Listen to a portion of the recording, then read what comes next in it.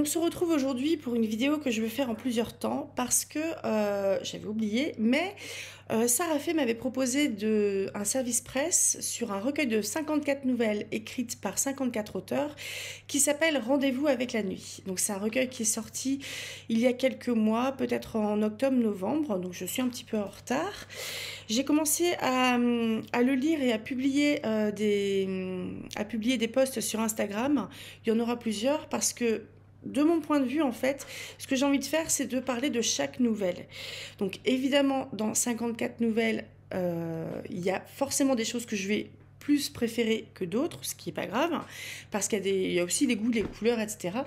Mais j'ai vraiment envie de parler de chacune de ces 54 nouvelles. Rendez-vous avec la nuit, donc c'est un recueil qui a été... c'est un recueil d'auteurs qui viennent de l'ICAR, il me semble. C'est l'Institut des carrières littéraires. Donc, c'est des auteurs qui ont suivi une formation là-bas et qui se regroupent, ce qui est très bien. Il y a d'autres recueils qui sont sortis. Il y a Mille et un souvenirs également. Et il y a le recueil de Novella de Noël dont je vous ai déjà parlé. Je mettrai le lien vers la vidéo en description. Les directrices éditoriales de ce recueil de nouvelles, donc de Rendez-vous avec la nuit, sont Morgane Pajot et Sarah Fay. Et on a du coup 54 nouvelles avec plein de genres différents. Je vais le lire rapidement.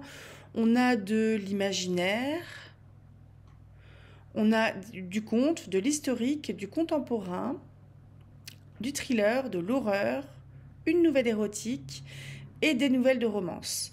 Il y a des avertissements de contenu, etc. C'est quand même, on n'est pas sur des nouvelles qui vont être très courtes, on est quand même sur des nouvelles qui font 8-10 pages, je pense, de manière générale, hein. Donc on est sur quelque chose qui est assez conséquent. Et je peux vous assurer que sur les 8 premières nouvelles que j'ai lues, il y en a certaines qui m'ont tellement plu en peu de pages, parce que souvenez-vous, moi les nouvelles, souvent je suis frustrée parce que j'ai l'impression de ne pas en avoir assez. Et sur ces 8 premières nouvelles, il y en a déjà 3 qui m'ont fait monter les larmes aux yeux. Donc c'est dire, hein. C'est dire s'il y a du talent là-dedans. Je vais tricher, je vais aller sur Insta pour revoir ce que j'ai fait. Il y avait par exemple Des étoiles plein les yeux de Judith Néraud. Donc toutes les nouvelles dont je vais vous parler dans cette séquence vidéo-ci relèvent de l'imaginaire. On est dans un monde qui est obligé de se protéger du soleil qui est meurtrier. Il y a par exemple des grandes toiles qui sont tendues entre les bâtiments, les gens vivent la nuit, les gens vivent de manière souterraine, etc. Et on sent qu'il y a un truc qui est assez pesant comme ça, avec en parallèle des personnes âgées qui vont parler de mon jeune temps, on vivait dehors, de mon jeune temps, on allait se baigner dans la mer, par exemple. Et si vous voulez, on a une adolescente qui se lance un défi. Parce qu'au tout début, cette adolescente a fait une fête avec d'autres copains, etc. Et il y a un espèce de défi qui fait un peu défi initiatique, qui est on va aller voir le lever ou le coucher du soleil. Peut-être qu'il va se passer quelque chose. J'ai une citation que j'ai adorée. Le monde changea. Peut-être même qu'il disparut, remplacé par un autre. Petite larmichette ici. J'ai lu également Itinérance de Morgane Pajot, où on est sur une écriture assez poétique. Je ne sais pas si on est exactement sur une comète, ou enfin en tout cas quelque chose qui parcourt un objet céleste, on va dire, qui parcourt l'univers, le vide de l'univers, qui de temps en temps croise certaines choses. Et c'était hyper poétique, c'est vraiment quelque chose que j'ai aimé. Dans l'espace, la nuit règne en maîtresse absolue. On a Mecca de Vincent Le Griel. Repousser la mort, mais jusqu'à quel point? Travis lutte pour sa survie dans un monde qui ne veut plus de ce qu'il est devenu. Parce que la progression, on va dire, scientifique, robotique, a été telle que maintenant, il y a des gens qui ont été augmentés robotiquement, mécaniquement, je ne sais pas comment le dire exactement, dans le but de repousser la mort, dans le but de prolonger la vie, etc. Alors que son temps est compté, il fait une rencontre qui durera l'éternité. Et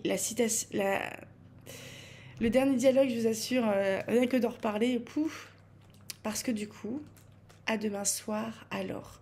On est là sur une nouvelle qui va être sur... on est vraiment purement dans la SF, avec l'augmentation des hommes, etc. Euh, on est dans un monde qui ne veut plus des mechas, parce que peut-être que ça fait peur, peut-être que la technologie a eu une telle avancée que à un moment il y a eu un rétropédalage parce que au secours, qu'est-ce qu'on fait, qu'est-ce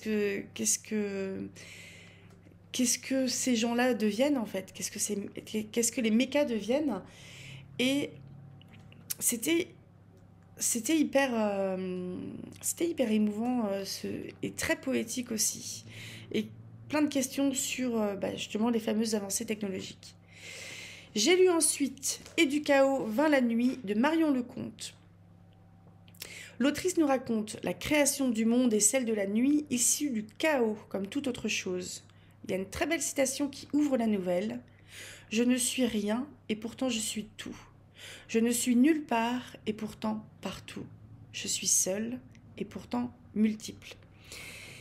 Et là, si je me souviens bien, on est sur la création du monde. On est sur vraiment les divinités chtoniennes, si je ne me trompe pas. Je l'ai lu il y a quelques jours. Hein.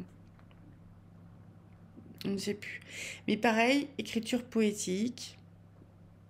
J'ai trouvé ça classe. Orichalque de Thomas Dessea. On est sur une nouvelle purement SF également, où on a des naufragés en fait d'un vaisseau spatial qui sont sur une planète. Et en gros, quand des vaisseaux font naufrage, ils sont abandonnés. Parce que je pense qu'il y a aussi derrière le fait que on ne peut pas se permettre de se taper des mois et des mois de recherche du vaisseau pour secourir des gens qui sont peut-être morts depuis des mois. Ce qui fait que une fois que qu'un vaisseau a fait naufrage, ils doivent se débrouiller pour survivre et pour retourner d'où ils venaient. Une très belle citation. Une très belle citation. Il se demandait combien de formes de vie différentes peuplaient la galaxie. Elle trouvait son chemin partout.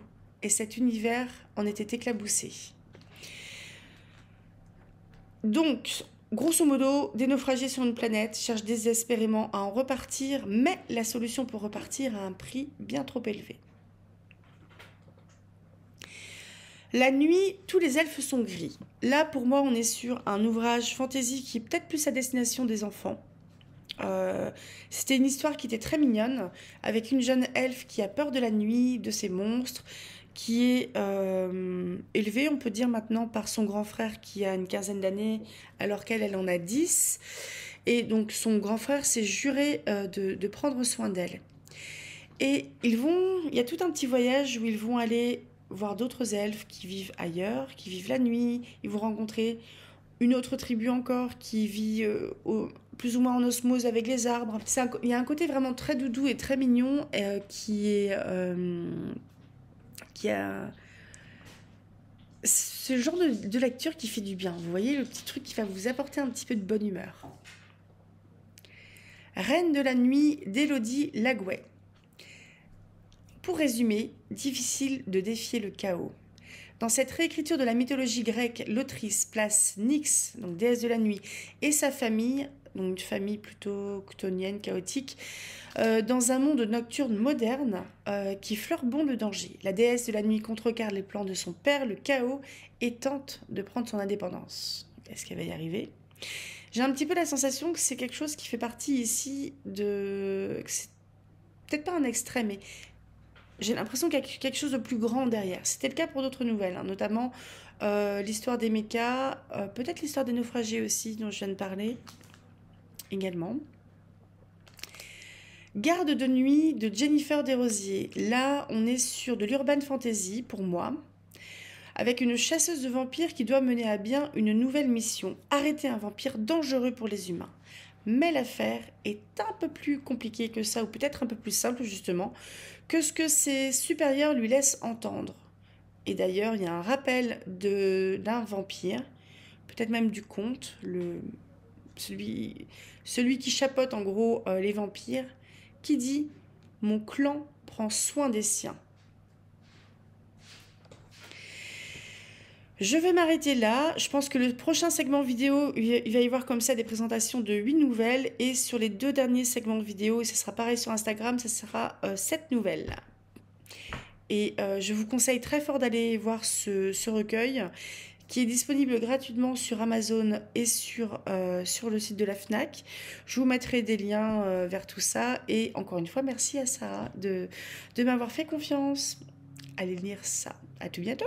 Bonjour et bienvenue dans cette deuxième section sur je ne sais plus combien, parce que j'ai lu 8 nouvelles de plus sur les 54. Donc j'arrive à 16, soit à 30% du recueil Rendez-vous avec la nuit. Et il y a vraiment du level. Franchement, je me régale. Comme je vous ai dit sans doute dans la section précédente, je vais enregistrer au fur et à mesure parce que j'ai une mémoire de poisson rouge. Donc ça va, ce qui fait que si je lis les 54 nouvelles et que je dois vous en faire un compte rendu dans un mois, donc je préfère en fait laisser une place en fait à chacune de ces nouvelles et de ces auteurs, même si c'est peut-être pas le meilleur choix en termes de visionnage, mais à voir. Bref, j'ai lu Éclipse d'Ambre Ewen. Quelque chose de duveteux et soyeux chatouilla le creux de ma paume. Je l'ouvris. Une petite plume dorée s'en échappa avant de disparaître dans une bulle de lumière. Alors là, l'autrice nous proposait une réécriture d'une légende japonaise dont la réalité s'effiloche avant de disparaître. Pardon. On était un petit peu dans... J'aime beaucoup ce genre d'histoire où on ne sait pas trop ce qui est réel, ce qui est imaginaire, ce qui est fantasmé, ce qui est rêvé. Et là, on était vraiment en plein là-dedans et j'ai trouvé ça... je me souviens d'avoir été très intriguée parce que je n'y connais pas grand-chose en termes de légendes japonaises à part ce que j'ai vu du studio Ghibli notamment. Mais il y avait quelque chose d'assez onirique qui était vraiment très sympathique dans cette nouvelle. Ensuite, j'ai lu La rose de lune de Gaël Pierson. J'espère le récupérer, cet amour que j'ai sacrifié pour sauver mon honneur, mais je ne retrouve toujours que mes regrets. On retrouve une collégienne qui rencontre un fantôme au bord d'une falaise, un fantôme qui l'encourage à affronter ses problèmes plutôt que de les fuir, comme probablement la personne qui était là avant ce fantôme, donc a sans doute de rencontrer un destin funeste. Dans mes souvenirs, on est sur une nouvelle que je trouvais plutôt gothique dans l'ambiance. Ça me faisait penser un peu au Haut de Hurlevent, mais c'est sans doute parce que je suis en pleine lecture des Hauts de Hurlevent. Et c'était... je retrouvais vraiment cette ambiance, ces sentiments, ce paysage qui est également un personnage, cette apparition est quelque chose qui vient un peu faire irruption dans le réel, hein, et cette fois-ci, du coup, plus pour aider une jeune fille que pour la perdre. Très jolie nouvelle. Ensuite, j'ai lu Papillon de nuit de Virginie Carré-Laprezade. J'espère bien le prononcer. C'est quoi ce bordel? On peut plus se suicider en paix? Quelle époque de merde! Avec cette citation, vous vous doutez bien qu'il y a un ton avec de l'humour. Et là, justement, on a un projet de suicide qui est contrarié par des voisins bruyants.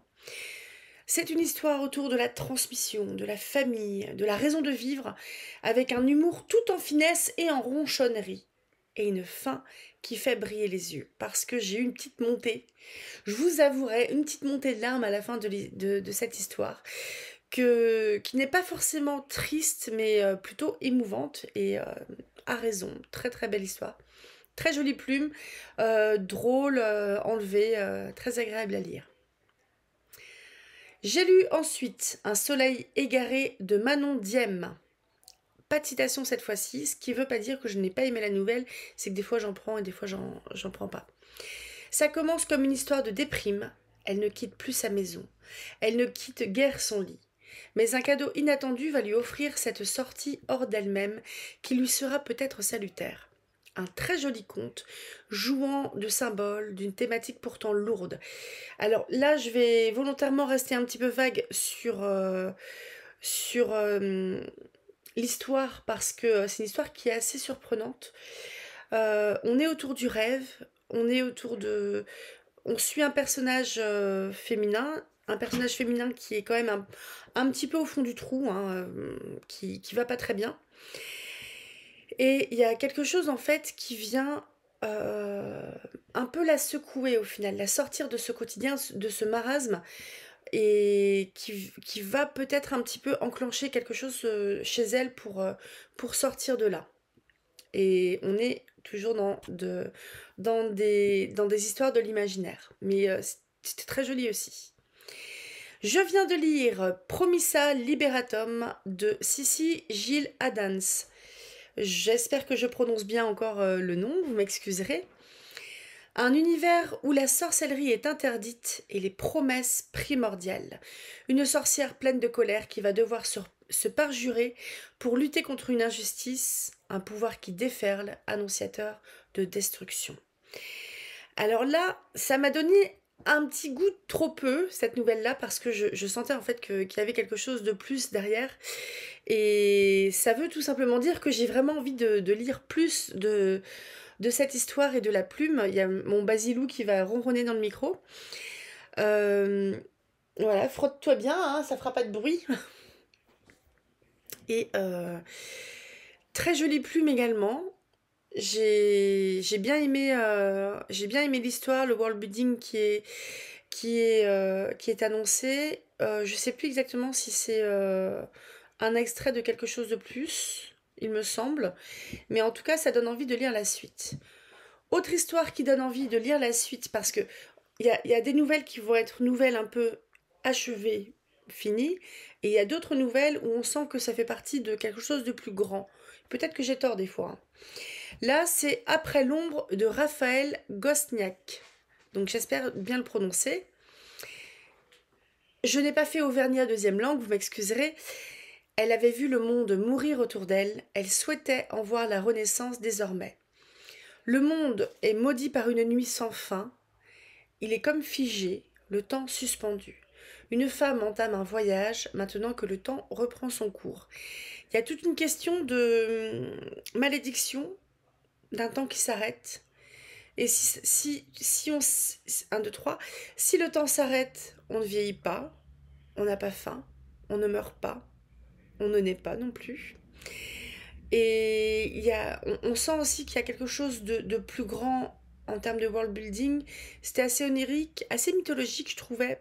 Pas une mythologie de notre monde à nous, mais une autre mythologie qui était développée. Très jolie plume, vraiment. Je suis très sensible à la plume de Raphaël Gosniak. Et là aussi, envie d'en savoir plus. Mais c'est un peu le cas pour toutes les nouvelles, je vous avouerai. Le Boulevard des rêves brisés de Evie Whiteclock. Une quête dans un monde aux inspirations multiples entre Sandman et Dracula. Parce que ça va parler de rêves et qu'il va y avoir une histoire aussi avec un vampire, tout simplement. La richesse d'un world building onirique dans un texte pourtant court, c'est une nouvelle, est desservie par un style poétique. Un combat mené des dizaines, des centaines de fois avec toujours la même issue. Mais cette fois, est-ce que ça va changer? Alors là, c'est pas évident de résumer cette histoire-là, mais on a vraiment quelque chose qui va peut-être s'apparenter à des personnifications. On a le soleil, on a le rêveur, on a des personnages qui vont aussi s'apparenter plus à une mythologie peut-être biblique ou angélique ou démoniaque. Euh, Qu'est-ce qu'on a encore? On avait une jeune femme dont on sentait qu'il y avait... C'est toujours le même combat en fait qui reprend. Sauf que cette fois peut-être. Peut-être que l'issue du combat sera différente. Ça, là, pareil, ça donnait vraiment envie d'en savoir plus, autant de l'histoire, que de découvrir plus de la plume d'Evie Whiteclock. Et la dernière nouvelle, Le baiser du soleil et de la lune d'Anna Ariabinski.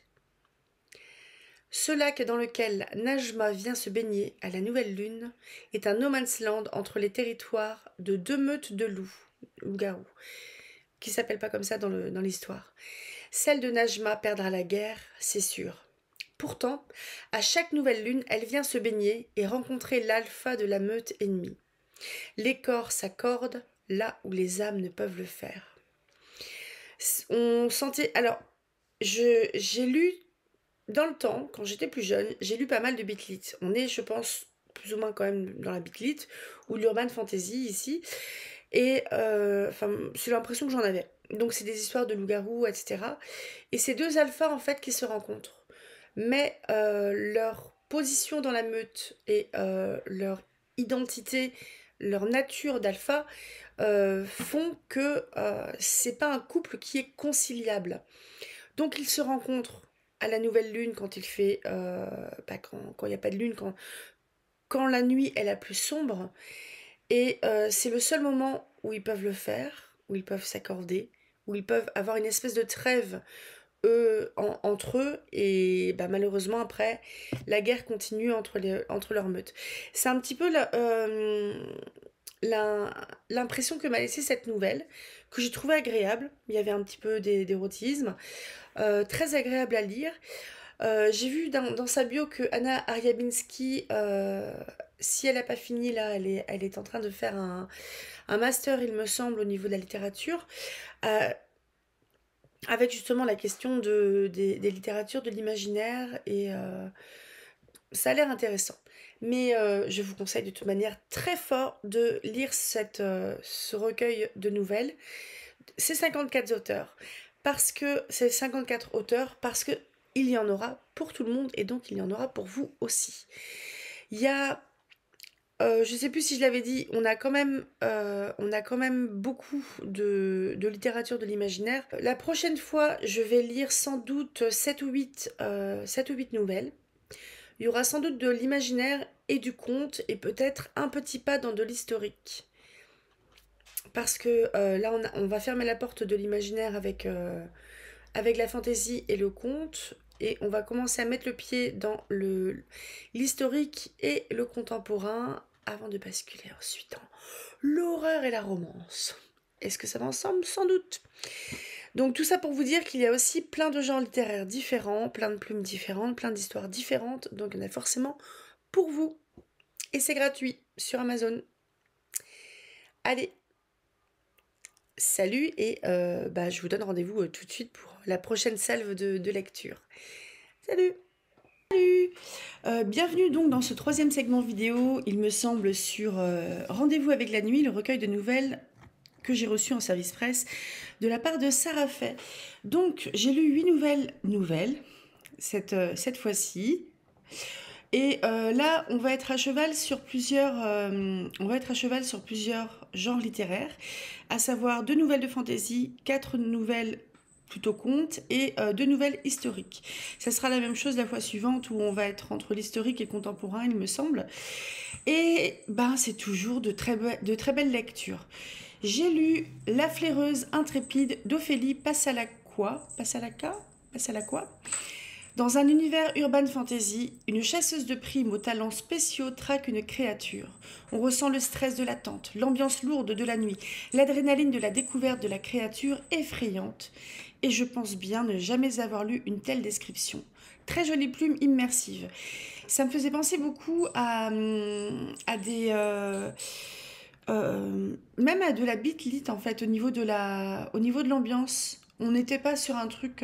il me semble pas qu'il y avait des histoires de séduction ou de choses comme ça, mais il y avait le côté quand même bien fantastique, bien urbain. Urban fantasy fantastique, c'est quand même ultra proche. Mais le côté très effrayant aussi d'une créature au contour un peu flou, c'était vachement cool comme nouvelle. J'ai lu ensuite Au cœur de la nuit de Claire K. Drake, avec une petite citation. Les dieux ne mourraient pas, c'était leur malédiction. Dans cette réécriture moderne de la mythologie égyptienne, Anubis cherche une amie, ou une amante qui est en danger et il ne s'attend pas au danger qui rôde. Et cette fin, j'ai fondu. J'ai une jolie petite répétition dans mes slides, vous m'excuserez, parce que donc en fait, pour la petite histoire, une fois que j'ai lu une nouvelle, je prends tout de suite des petites notes sur les slides sur Insta, donc chaque nouvelle a sa propre slide. Et là, je me suis pas relue, donc il y a une jolie petite répétition, ce qui est pas bien grave. Mais là, pareil, on est dans quelque chose autour de l'urban fantasy avec une réécriture de plusieurs dieux égyptiens dans un côté très moderne aussi, très même scientifique, expérimentation. Et là, c'était... Alors, de mémoire, il y avait quatre dieux égyptiens. Je commence un peu à les connaître parce que j'ai, un peu comme beaucoup de ceux qui suivent Marvel, le Marvel Cinematic Universe, je suis très fan de Moon Knight. Et donc dans Moon Knight, on avait un joli éventail de divinités égyptiennes parce que c'est le lore de cette série télé, de cette série télé-là que je vous conseille très très fort. Et donc, au cœur de la nuit, c'était super cool parce que je me suis pas attendue en fait du tout. J'ai vraiment été surprise et c'était super, super agréable à lire et c'était très émouvant aussi. Ce que j'ai dit qu'à la fin j'avais fondu. Oh. Ensuite, on va passer au conte. Donc, Il était une nuit de Fanny Gloanec avec une citation. Prends garde cependant, ne te complais pas dans son obscurité, car la nuit dévore tout ce que tu camoufles. Un enfant à qui sa grand-mère conte un conte avant de dormir, et un rêve qui l'enveloppe de son manteau de Nyx. Donc Nyx, c'est la déesse grecque de la nuit, qui a un manteau, donc c'est le manteau de la nuit qui fait que la nuit tombe. Et là, on était vraiment à fond les ballons dans le domaine du conte avec déjà rien que l'histoire de la grand-mère qui raconte une histoire à son petit-fils, un tout petit. Et quelque chose. On ne sait pas trop où on se situe. Est-ce qu'on se situe dans un monde antique grec où la mythologie est justement la religion en cours, ce panthéon-là? Est-ce qu'on est dans un monde un peu fantastique, un peu fantasy? On savait pas trop, mais j'ai vraiment aimé. Enfin, moi, je suis assez sensible à tout ce qui est autour des contes. C'est vraiment c'est mon kiff. C'est pour ça que j'en lis le samedi. J'aime beaucoup. Donc très. Là, on était même dans le conte au niveau de la narration, du style. Le style se prêtait à fond au conte. Très belle plume. Ensuite, j'ai lu Le dragon qui a mangé le soleil de Eve Matatia. Ça, c'était une super belle découverte aussi. Là, on était on était vraiment à fond dans le conte aussi, avec teinté un petit peu de légende, de mythologie, avec la figure de la jeune fille qui est sacrifiée à un dragon, et un dragon qui garde des trésors, et enfin, toutes ces choses-là, un peu l'ambiance Andromède, il me semble, qui se fait sacrifier à un monstre marin. Sauf que là, c'est une jeune fille qui est sacrifiée à un dragon pour que le dragon foute la paix aux villageois.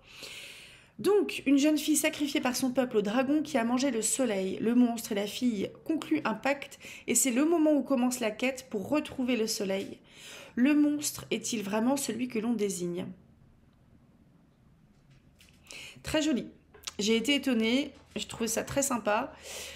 Avec un dragon qui a une certaine humanité, tout en gardant sa dragonité, si ça se dit. C'était vraiment très cool. Troisième conte, Le Jardin des Infidèles de Liz S. Down. Alors là, on est quasiment dans de la fantaisie légumière. Parce que des infidèles, hommes ou femmes, ayant trompé leur compagnon, leur épouse, leur amant, etc., ont été maudits par une fée qui représente la justice. C'est ce qu'elle dit, la fée, qu'elle représente la justice. Quel est le chemin pour fuir la punition? Celui de la rédemption. Pour la petite histoire, si je me souviens bien, pourquoi le jardin des infidèles? Parce que c'est un jardin qui punit les infidèles, et leur punition, c'est d'être transformés en légumes quand il fait jour, il me semble.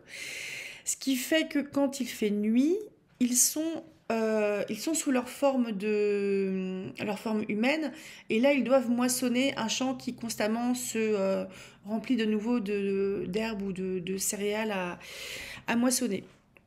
Donc il y a un espèce de truc un petit peu, mythe un peu de Sisyphe, de punition qui ne finit jamais. Et donc ils ont tous envie enfin ça se comprend complètement de fuir parce que bah, ils en ont marre. Et il y avait un côté assez décalé parce que du coup on se retrouve avec des légumes quoi. Il y a un poireau, il y a un brocoli, il y a un chou de Bruxelles. Donc il y a un côté très drôle comme ça, très décalé. Et en même temps il y a toute une réflexion autour du couple, de l'infidélité, de qu'est-ce qu'on se pardonne, est-ce qu'on reconnaît ses torts, etc. que j'ai trouvé assez intéressant. Et j'aimais bien l'espèce d'équilibre entre le côté très fun en fait, un peu très Portnawak de la malédiction légumière et de quelque chose de très concret ben, comme l'infidélité. Et c'était cool ça. Je m'y attendais pas du tout, hein, sans doute une des plus grandes surprises de ce recueil jusqu'à présent. Je pense qu'on est dans le 4e conte, La voleuse de nuit de Charlie Hortel. J'ai terminé ce conte avec les larmes aux yeux. C'est un voleur qui coupe le manteau de Nyx, la déesse... 1, 2, 3.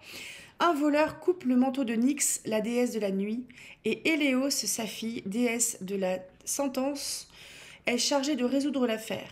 Et si parfois les gens avaient de très justes raisons de faire ce qu'ils font? Alors là, je ne peux pas en dire beaucoup, parce que justement, là, on est vraiment sur une nouvelle chute. Et donc la chute doit vous surprendre. Donc tout ce que je peux vous dire, c'est qu'on est dans un monde où il y a la mythologie grecque, il y a Nyx qui n'est pas contente parce que quelqu'un s'amuse à lui couper son manteau, ce qui fait qu'il y a des trous dans le ciel nocturne. Et Éléos, qui est la fille de Nyx, qui est donc la déesse de la sentence, se charge de rechercher ce voleur pour le punir. Et voilà. Éléos va trouver ce voleur-là, mais il y a peut-être autre chose derrière. Je vous en dis pas plus. Très très beau conte. J'ai eu une belle chialade avec. C'était super poétique, très bien trouvé.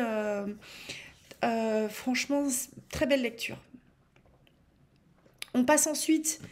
Là, niveau historique, ça commence bien parce que j'ai un peu, pareil, c'était une lecture assez larmoyante de ces 8 nouvelles.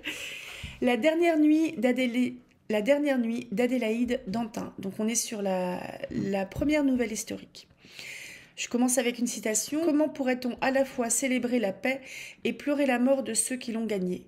Un père éploré par la mort de son fils, soldat, le jour de l'armistice, demande au ministre de la Guerre des informations sur la mort de son fils, survenu le 11 novembre 1918. Mais aucun Français n'est mort ce jour-là, lui assure-t-on. Là, on est sur une nouvelle qui est complètement épistolaire. Donc, c'est un échange de courrier entre le père, qui s'appelle François, qui a perdu son fils Yves le 11 novembre. Sauf que donc il a des réponses du ministre de la Guerre, donc de plusieurs ministres de la Guerre, parce que ça va durer quelques années, parce que ce papa-là a reçu une lettre qui disait que de son fils, disant que la nuit du 10 à 11, il franchissait la Meuse, je crois, pour aller attaquer des soldats allemands qu'il devait déloger. Sauf que l'armistice, elle avait déjà été décidée, mais elle allait être signée le 11 novembre à 11h, si je me souviens bien. Ce qui veut dire que dans la nuit du 10 au 11 novembre, ils sont encore en guerre. Ils ne sont pas tout à fait en armistice, vu que ça n'a pas été signé. Et ce père, en fait, tout ce qu'il veut, c'est éventuellement récupérer le corps de son fils. Et c'est surtout connaître les circonstances de cette mort pour pouvoir en faire le deuil. Donc vous voyez, on est sur quelque chose de grave. On est sur une nouvelle qui est exclusivement épistolaire, entre un papa qui est un peu dans toutes ses émotions et qui essaye de comprendre ce qui s'est passé, et un peu une langue de bois très administrative qui lui répond en gros que son fils a été très courageux, etc., qu'il est mort pour la France, etc. Et à un moment, les réponses vont commencer à venir. Parce que, est-ce que vous croyez bien que c'est le ministre de la Guerre qui signe? Oui, c'est le ministre de la Guerre qui signe la lettre, mais c'est pas lui qui l'écrit. Je vous en dis pas plus. C'est une nouvelle qui était assez longue. Il y avait un espèce d'effet de répétition parce qu'on était sur un... Mais c'est très... l'effet de répétition était volontairement recherché et très... comment dire? Très cohérent parce que, évidemment, que le père, il reçoit une lettre qui n'est pas personnalisée. Il y a juste le nom qui change. Mais sinon, c'est une lettre administrative qui est envoyée à des milliers, à des millions de personnes. Donc voilà. Très belle plume. Dernière nouvelle historique, le crépuscule des simples de J.P. Pays. Elle ne lui a jamais désobéi, pas parce que c'est une petite fille sage, mais parce qu'elle l'aime gros comme une montagne. Là, c'est une citation au sujet d'une petite fille qui parle de sa maman. On est dans un drame familial au cœur de l'hiver, quelque part au début du XXe siècle. Donc, je pense qu'on est dans l'entre-deux-guerres. Il y a une histoire de guérison, de rédemption, de famille qui se trouvent. Là aussi, j'ai pleuré. On est sur des thématiques de femmes battues, et là, concrètement, c'est sans doute la fois de trop. Parce qu'on a une petite fille qui fuit le domicile familial parce que le père, il a littéralement pété un plomb. Et que sa mère lui a dit de fuir. Et on est en plein hiver, il y a de la neige et compagnie. La gamine, elle y va limite en chemise de nuit comme ça pour s'enfuir. Elle est dans... C'est un village qui est assez étendu, on est en pleine campagne, j'ai l'impression, peut-être en montagne. Et bref, c'est une gamine de peut-être 6-8 ans, frigorifiée, que le simple d'esprit du village, parce qu'on l'appelle comme ça, parce qu'il ne parle pas, a trouvé à côté de l'église et qu'il va réchauffer. Et quelque part, en fait, on a cette petite gamine qui est en détresse d'un côté, on a cet homme adulte qui est aussi en détresse parce qu'il n'est pas simple d'esprit. On dit qu'il l'est parce qu'il ne parle pas, mais il comprend en fait tout ce qui se passe autour de lui. Et c'est vraiment la rencontre de deux personnes qui sont en souffrance et qui vont se réparer. Je vous en dis pas plus parce qu'il y a un petit mystère, mais c'est très joli. C'est très très très joli. Moi, j'étais très contente de lire. Vraiment, ces 8-là, c'était une très bonne pioche. Donc, j'espère que je vous ai donné envie de lire le recueil. Il en reste 30, donc si je ne me trompe pas, je crois que c'est 2 x 8, ça va faire 16, et 2 x 7, ça fera 14, et 14 et 16, ça fait 30. Et donc, à tout bien, enfin, à tout de suite pour vous, pour la suite. Salut!